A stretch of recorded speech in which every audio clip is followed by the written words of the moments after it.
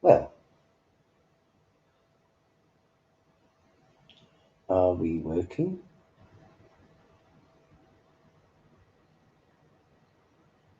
Hello? Hello? Okay, we're working. Right, good evening, good people. Zimbabweans, wherever you are.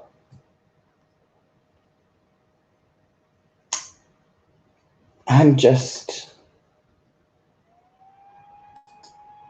thinking about concourt and the result that it released this past week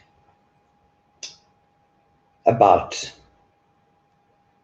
the MDC trying to get the elections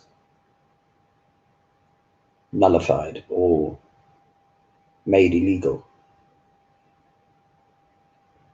You know,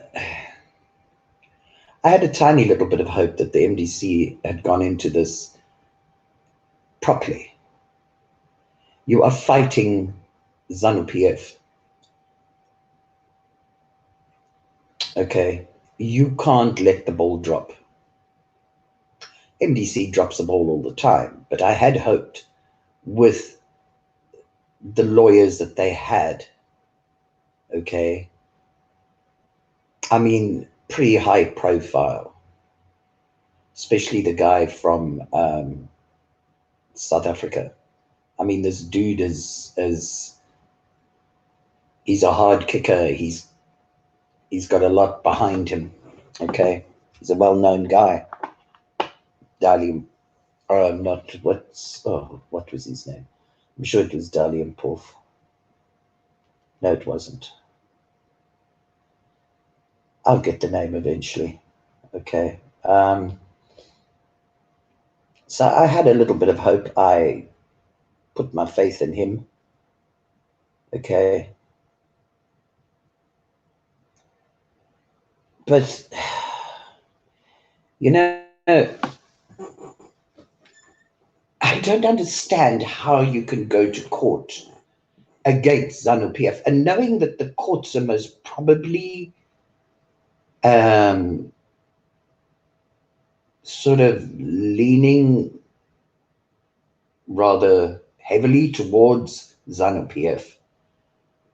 So you've got to really have your ducks in a row, okay, when you are going to make such a huge accusation against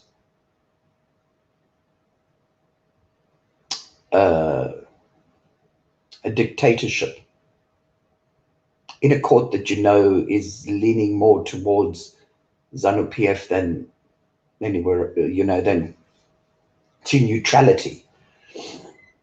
But no, of course, MDC didn't have their ducks in a row, which is normal, unfortunately. And how the lawyers even allowed MDC to make these charges, okay, with insufficient evidence, which is the whole MDC mantra, okay. You put your faith in CHAMISA, who is the MDC president, okay. I told you long ago, the man was a jumped up little power hungry upstart, okay. I got threatened every which way but loose on every social media platform that I'm on, okay. I got threatened on live radio because I kept on telling you MDC people, this guy is no good.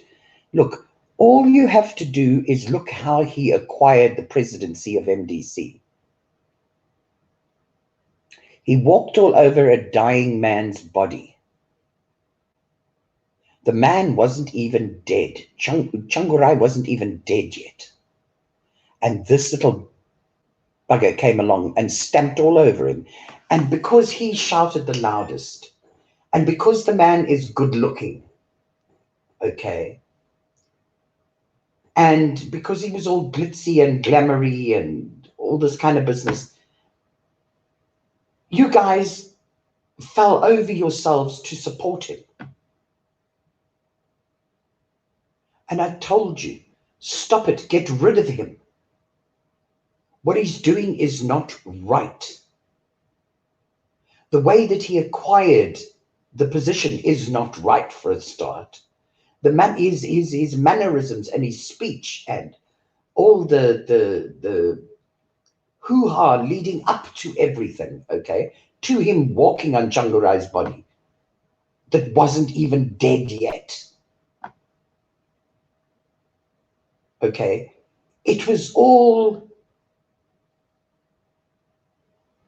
excuse the expression, it was all bullshit. Then once he got into power, oh boy.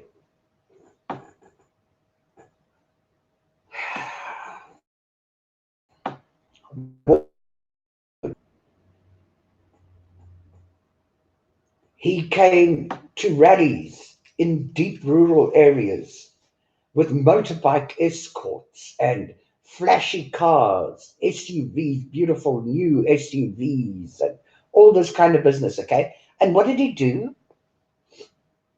Great slogan man. Lots and lots of slogans. Now, doesn't that remind you of ZANU-PF? Especially in the 1980s through to the 90s, okay? That was their favorite thing, was sloganeering. A whole rally could just be slogans with a few words in between, okay? And that's exactly what CHAMISA did. Lots of fine clothes and all this kind of business, okay? Lots and lots of slogans, whipping people into a frenzy, okay, with all this sloganeering crap, okay? Promising things, a bullet train from Harare to Bulawayo. I mean, oh dear Lord. You know, really, who needs a bullet train? We need an ordinary train first, the choo-choo train first. Okay. We need the roads sorted out between Harare and Bulawayo, number 2. Number 3, we need the trains running, okay, properly. And at correct times and all this kind of business, not so sporadic and mess up and all that. No, we don't need a bullet train, sunshine. We need an ordinary bleeding choo-choo train or the electric train, okay? Before we even start talking about bullet trains. I mean, you know, and the people are all there behind him, supporting him, and the in the different groups of MDC, like in America and the UK and all this kind of business, okay, falling over themselves to be noticed by this man. The man has a gift of the gab. Yes, he has. Because why? He's a preacher. He knows how to get people in. He knows how to get people to listen to him. He's a preacher. They know what they're doing.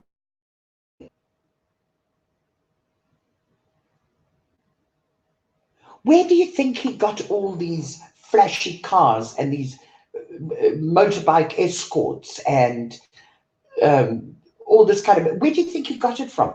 Because the last time that we heard anything, MDC was stone broke. But all of a sudden, there's all this money running around. The minute he steps on Changurai's body and takes over, okay, there's all this money. Where did the money come from?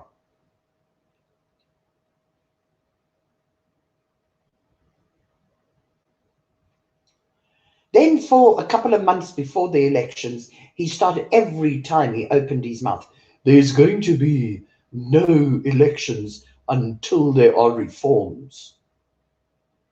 And this was every single time. When he was asked, what are you going to do? He deflected the question and gave it some other stupid answer, okay? Or just repeated, there will be no elections until the reforms are put in place. We had a pretty high up representative of his, well, actually two of them. Okay, one was the MDC representative for the European Parliament, okay, in The Hague, and the other one was an American representative. Well, he lived in America, okay, MDC spokesperson, okay. And one night I thought, oh, let's just throw the cat in amongst the pigeons. I mean, you know, just for fun. And I asked the European Parliament representative, and I asked him, I said, so what is CHAMISA going to do about stopping the elections unless there are reforms? Do you know what his answer to me was? Oh, he's just talking. You know, I'm not often gobsmacked, but that was like a 45-pound hammer hitting me square in the mouth. When eventually I did recover, okay, I turned around and I said, what the hell are you talking about? It's just words. Why the hell is he saying them if he hasn't got anything to back up? If he hasn't got a plan, if he hasn't got backup to go with this big statement. So he said, oh no, he's just talking. And the only thing I could do was burst out laughing. The only thing I could do was burst out laughing. Then one day I asked the American representative the same thing before the elections. I think it was about a week before the elections. And I said to him, so what is CHAMISA going to do to stop the elections? We're about a week away. What's he going to do? He went off on a 15-minute waffle. I couldn't tell you what he said from beginning to end, because the minute I heard the deep intake of breath, I knew, oh, here we go. We're going on a free bullshit ride. Typical MDC. And if you challenged anything, I mean, the threats that I was getting because I wouldn't fall into line and I wouldn't become one of the hurrah fans, okay, to say how brilliant this man was and how educated he was and how well he spoke and all this kind of business, when 99% of the time he was sloganeering. Then the rubbish that did come out of his mouth was about bullet trains from Bulawayo to Harare, okay, or some other garbage, bungled thing.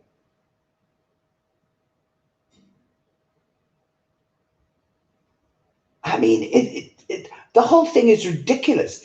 Then he gets lawyers, pretty high-powered lawyers, after the elections. Now, those elections were never stopped.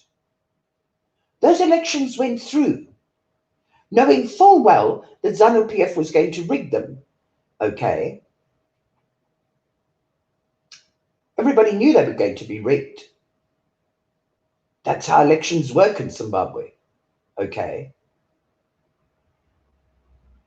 But after everything, then to come up and say, right, we're going to court and we're going to get these elections declared illegal. And I thought, oh, Lord help us. Here we go down another MDC frickin' rabbit hole. And they never end with a rabbit. They end with some load of bullshit at the end of it, okay, that, I mean, doesn't even make sense. Well, the elections happened last year, end of August, I think it was. The concourt has just ruled now, I think last week. And it was all gobbledygook. There was insufficient evidence to prove anything. They were talking about counting or something like that. Well, they never produced anything.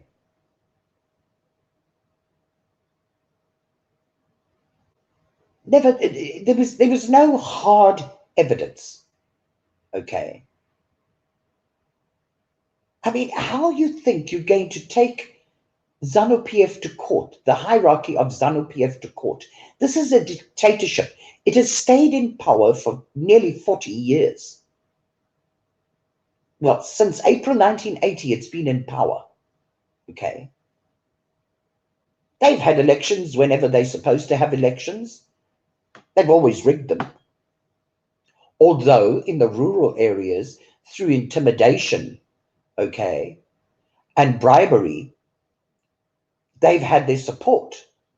It's always been the rural areas that have given the support to ZANU-PF. So yes, they do have a certain amount of support. But the majority of it has been voters that have been dead for I don't know how many years actually voting, okay, double voting, busing people from one voting station to another, okay. I mean, that's how it's been, and these people know it, but nobody gathers hard evidence that they can take to court and they can stand on it, and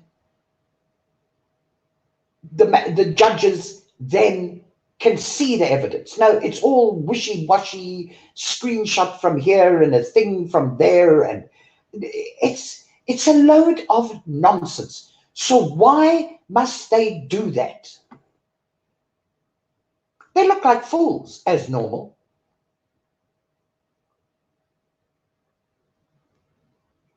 But this is how MDC has been.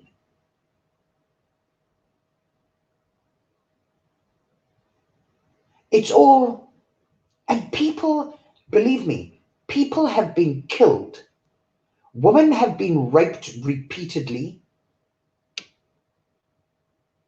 Homes have been burnt down. Crops have been burnt. People have been brutalized for MDC, for being an MDC supporter. And MDC really has given them nothing back. Nothing back. You see, when MDC first came onto the scene, okay, it was the 1990s. I don't know exactly. The white farmers got together and supported and gave money and everything. And I thought, okay, fine, that's the end of that. You can kiss that party goodbye. For the simple fact, okay, that they were going to use MDC to fight their battle for them. The problem was they were a bunch of fools as well. Because instead of keeping their mouths shut and keeping in the background and keeping out of sight, they went public, pictures all over the place of them giving Changurai money and all this kind of business. What's going to happen? What's going to happen? ZANU-PF going to turn their eyes onto that fact and that fact alone, and that will destroy MDC. And it did. And it has. It's never really put its feet strongly on the ground from that time. MDC has problems. Where did Changurai run? The UK. Listen, it's a Zimbabwean problem. Okay. You sort it out in Zimbabwe. There is no need to bring anybody from the outside in and expect them to fight your battles for you. That don't work. That's not how it's done. Well, now the Western world has got sick and tired of MDC. Okay? Because they realized it's all smoke and mirrors. That's all it is. It's all big words, okay, with no foundation. Big promises with no foundation. So the international community, the international community got tired of them. And now, in a cloak and dagger way, they're supporting Mnangagwa, who's the ZANU-PF guy, which is really rather frightening.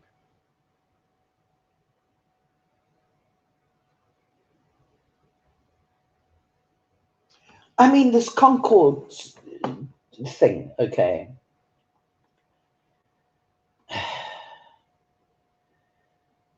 CHAMISA argued that he got 2,674,032 votes, while his rival only got 2,008,639 votes. Okay, this was, I think, in the presidential. Yeah, it was in the presidential thing. Okay.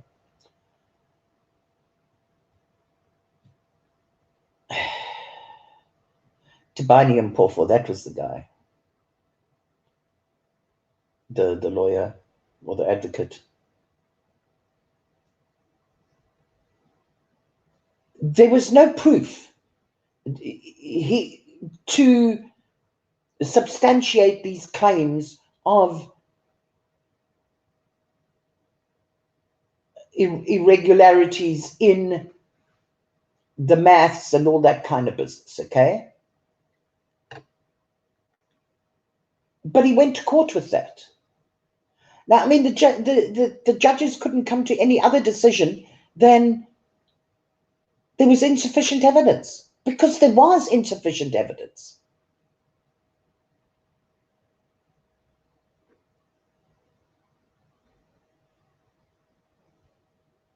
I mean, it tells you here, in the initial abridged ruling led by Chief Justice Luke Malaba on August the 24th last year, the full 9-member concourt bench dismissed CHAMISA's petition on the basis that his argument lacked the backing of requisite electoral residue in the form of presidential constituency return V23B and V11 forms.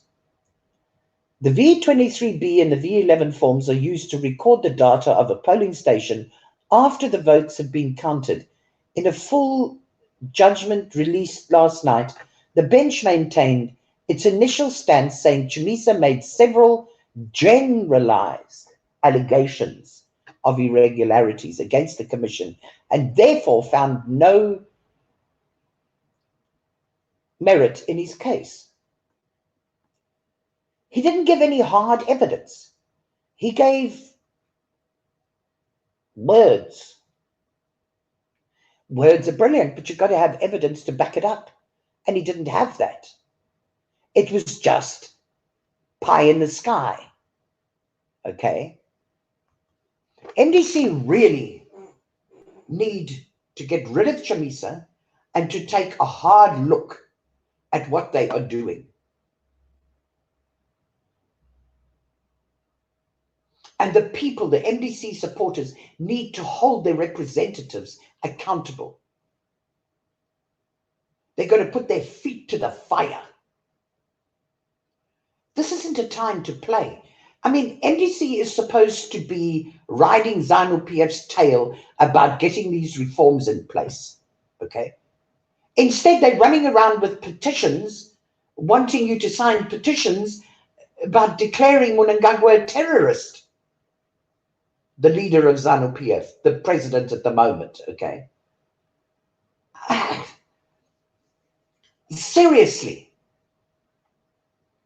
As an opposition party, MDC are a failure.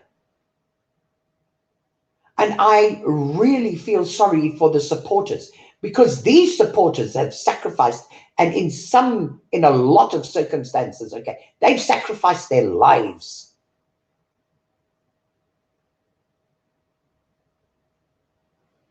And when it comes down to brass tacks,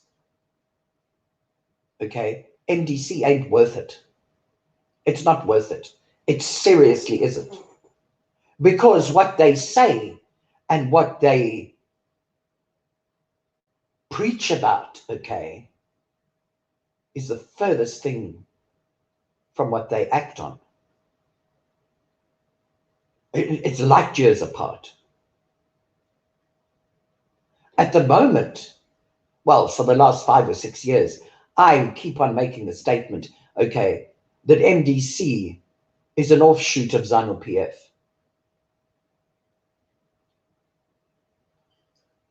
Because it's all empty promises. And the problem is that the people don't have any other opposition. Nobody has stood up, okay, and taken MDC on as a second opposition party. So it's all the people have. So they're putting all their hopes and expectations into a party that really doesn't deserve it.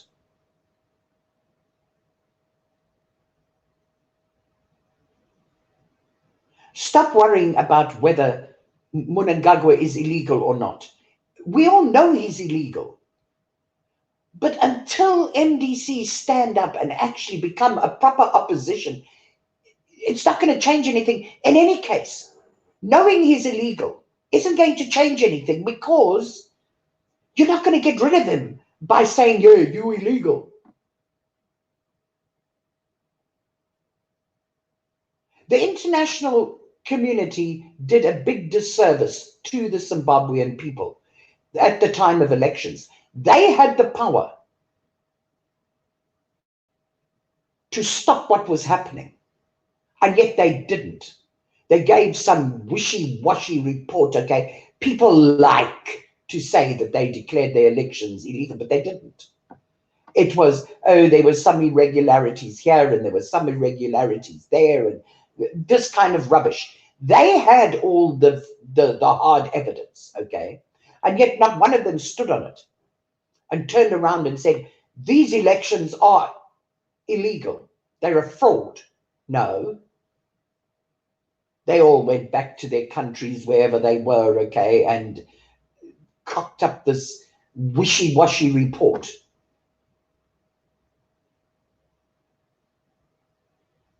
I mean, it's, and then you've got this wishy-washy case that CHAMISA is trying to put there and get elections. I mean, the elections are over. They're gone. They're finished. Why isn't MDC sitting down and saying, right, this is where it went wrong. This, and this, and this. Can we then correct each thing? We can correct this. This, not too sure of. That we can correct. This we should start doing now, okay? And preparing things for the next election. No, they're scurrying around, okay, trying to declare Mnangagwa a terrorist and the elections illegal with nothing. Absolutely nothing. You know, the problem is MDC's become a joke. But the problem is that the people that support MDC aren't a joke. They're desperate, desperate people that are looking for somebody to represent them, for somebody to stand up for them. And all I can tell them is, you've got to start standing up for yourselves. You've got to start making your MDC representatives accountable for the bullshit that they're handing you. You have got to make your vote that people died for to get the freedom for you to vote. You've got to make that vote count. You can't just go there and, yeah, I'm MDC supporter, so whoever's representing MDC, I'm going to vote for. No. You've got to put the best person, the person that's going to work for you. Because don't forget, he's a public servant. Everybody that's there in that parliament is a public servant. He is there to serve the public, he or she. They're there to serve the public. You are the public. You are the ones that sacrificed everything to put them there. Now, they must sacrifice everything for you, because they're there to serve you. And just because the man is good looking and he's young and he bounces around and he has flashy cars and designer label clothes and he's got the gift of the gab, okay, plenty glitz and glamour and sparkly baubles and all this kind of rubbish, doesn't mean that he's worth anything. And he's not worth anything. He proved himself that when he stood on the body of a dying man to claim a position that is not his. But you allowed him to do that. Oh, we'll sort it out, you know, it's part of the culture, all right, that we'll sort it out once Changarai has passed on and we've buried him at his home and all this kind of business. Then we'll sort it out. Sorry, too late. The same thing when I pointed out, but you people are shouting, Mugabe must go, Mugabe must go, okay? Mugabe is part of the problem. ZANU-PF is the big problem. You can't just get rid of Mugabe. You've got to get rid of ZANU-PF. It's like chopping the tree, okay, that is full of poison and not digging up the roots so the tree can grow again. And that's exactly what happened. You got rid of Mugabe and then took Mugabe's murderer, okay, his hired killer, okay, and put him in as president. Oh, we'll get rid of ZANU-PF. What a load of garbage. Stop it. When there's a problem, sort it out. Stop making up excuses to delay it. Then that problem gets entrenched and you can't get rid of it. When you were all celebrating there in the streets, okay, and kissing the soldiers and everything after the coup, well, it wasn't a coup, it was an inter-party fight that the army was then privatized and used as a military, what's his name, to get rid of one ZANU-PF, needed to install another. That's all it was. It wasn't a coup.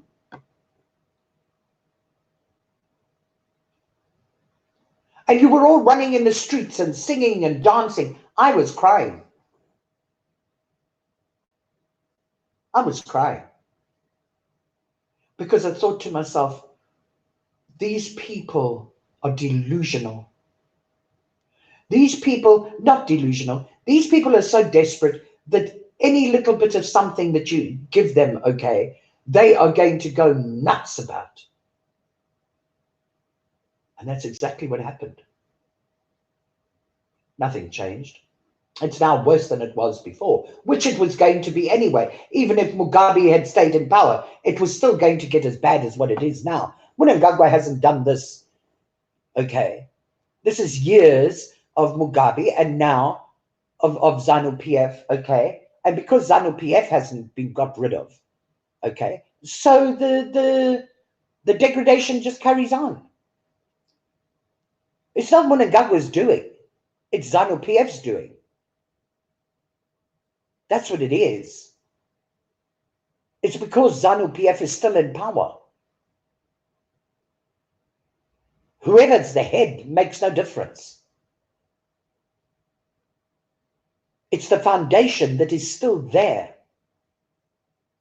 And that is what's causing the downfall of Zimbabwe. I mean, it's not even a country anymore. It's got no economy. None.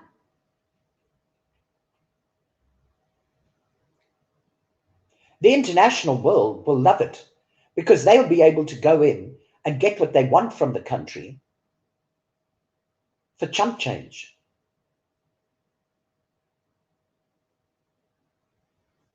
They love it. Look what they've done to the Congo.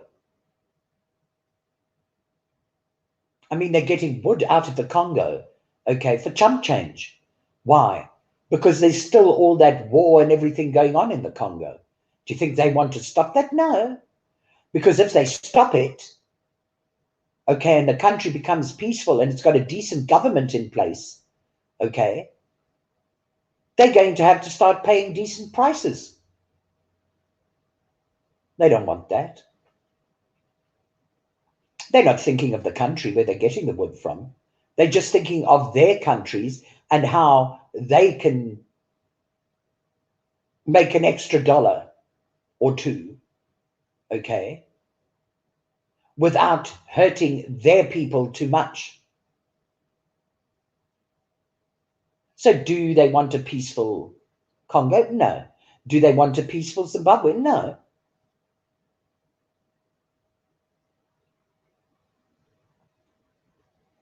No, they don't. They don't care. They couldn't be bothered. These sanctions that they slammed on Zimbabwe, travel sanctions, I mean, those are the biggest hypocritical load of bullshit I've ever heard of. Because they never stopped one ZANU-PF guy that they had under targeted sanctions, travel sanctions. They never stopped him from going anywhere except to certain areas of America, but his kids were going there to be educated, being paid with what money? Being paid with corruption money. They were still going to the UK, okay, to UK universities and everything, and where was the money coming from? The money was coming from money that had been stolen from the Zimbabwean people. They went to Dubai, they went to Hong Kong, they went to Singapore, they went wherever they wanted to, except a couple of countries. Canada is full of ZANU-PF people. Full of them. Government's got no money. Of course the government's got no money. Because the money's all been stolen, okay, to provide for these extravagant lifestyles that these ZANU-PF people are having. So targeted sanctions aren't just targeted sanctions. Targeted sanctions, travel sanctions, spread that it ended up with banks, okay, and the country and even private people couldn't get loans, okay, because nobody wanted the hassle of being fined for dealing with Zimbabwe. It then affected everything in Zimbabwe. So the targeted sanctions have been a big destroying factor in Zimbabwe. I don't care what anybody says. You've got to be honest and you've got to face facts. If you can't get a loan, okay, to repair a road or build a power station or whatever, all right? If you can't get a loan because the banks that you want to deal with don't want the hassle of breaking these targeted sanction rules and get fined, okay, millions and millions of dollars, you're not going to get that loan. And then the people in the country suffer.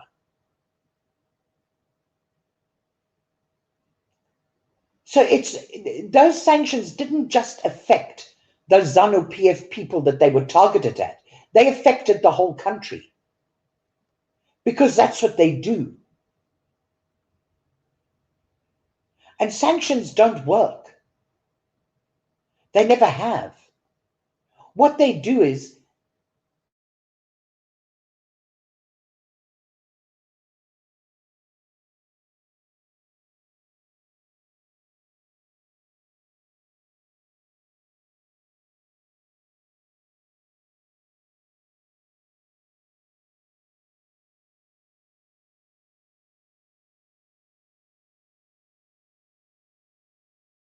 keeping them close so that they could keep an eye and maybe influence things. Okay? No, they slam sanctions because you can do that from a distance. You don't see the results of those sanctions. You don't live the result of those sanctions. So you can just slam them and walk away. Bleh. Because you aren't affected by that. You haven't had to compromise or anything. Okay? All you've got to do is sign a paper and that's it. You've had to not negotiate with the people that you don't like or anything. Okay? It's destruction from a distance without any accountability. Because I can guarantee you, those people that signed those targeted sanction papers, okay, don't know that there's only 5 hours. My sister in Masungo only has 5 hours electricity a day, if she's lucky, okay, has water turned on for a couple of hours, and she can go for days without water, tap water. The price of everything is absolutely astronomical. People can't afford things like a loaf of bread.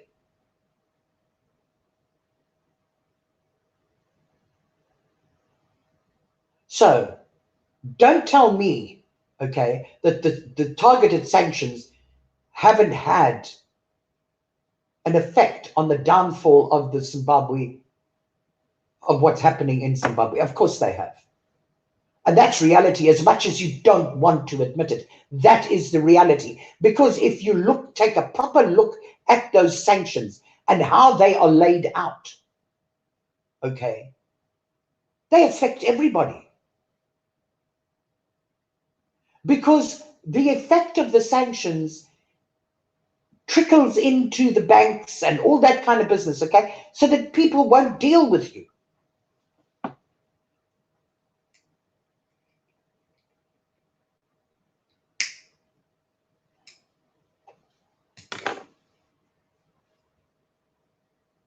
And CHAMISA, MDC, seriously.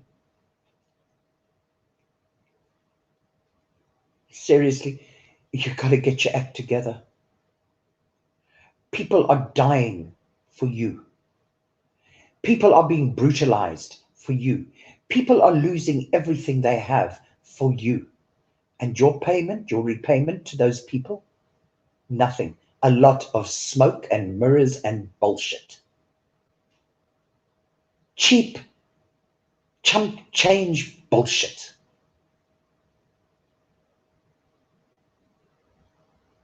You got to stop it. You got to get up, okay? You got to get your testicles out of ZANU-PF pockets.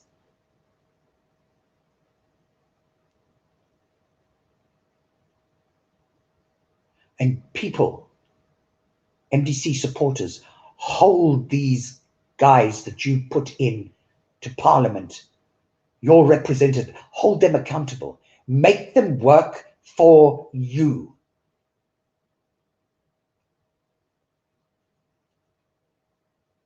Stop being collateral damage. Stop being the ones that are paying for MDC's power-hungry, whatever they run, okay? Stop it. There's no reason after all these years that you people must still be paying the price. No, stop it. Anyway, MDC, you're a joke.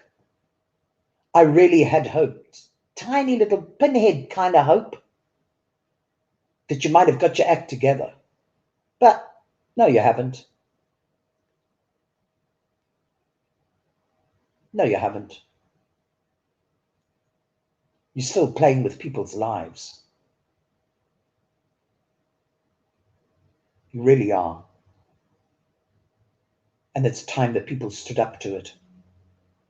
Because it's those people that have put you there in the places of power that you are. It's those people, it's the ordinary povo that have done that.